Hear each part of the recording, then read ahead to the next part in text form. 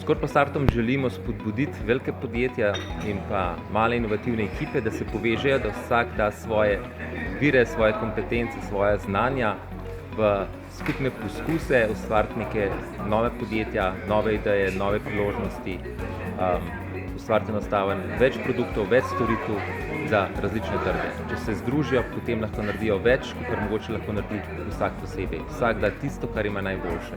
In to je ta 1+1 je 3. Prihajam iz Savinjsko-Šaleške regije, kjer so znana zelo močna industrijska podjetja in zato smo že lani naredili prvo konferenco Future 4.0, kjer smo se lotili prav tega, povezovati korporacije z start-upi. Verjamem, da so naša podjetja zelo odprta za sodelovanje in seveda tudi start-upi si želijo sodelovati z zrelimi, uspešnimi podjetji, kajti situacija je za oboje seveda ugodna oziroma vsi veliko pridobijo s tem sodelovanjem.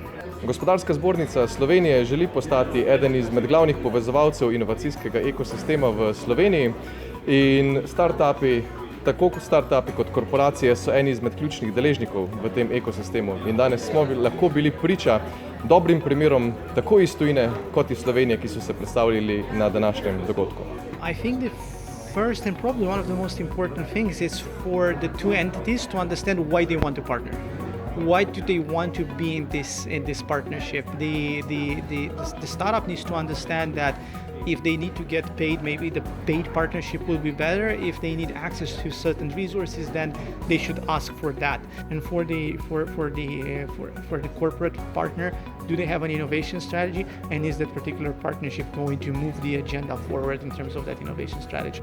Podjetje MBIS ni klasično startup podjetje, saj se je razvilo iz internega inkubatorja za razvoj idej v podjetju Halkom in to je bila ena prvih idej, ki smo jo razvili ne samo do prototipa, ampak tudi do svojega podjetja, ki ga je spodbudil Halkom. Na to podjetje smo dobili leta 2015 licenco Banke Slovenije za upravljanje plačilnih storitev in izdajo denarja.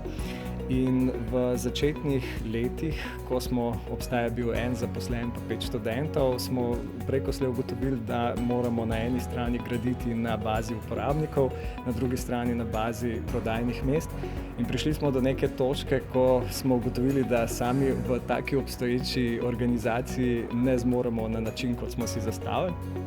In smo iskali strateška partnerstva v partnerjih, ki so imeli enako vizijo in Petrol je v teh pogovorih pokazal največji interes.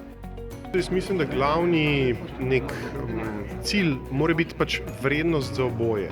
Torej, mi kot Kolektor nam je bilo ves čas zelo jasno in smo imeli jasen cilj, zakaj si želimo sodelovati s startupi in to je pač pripeljati rešitve za industrijo, za proizvodno industrijo, tudi na ta trg, da si jih lahko pač v bistvu povprečne srednjo veliko firma privošči.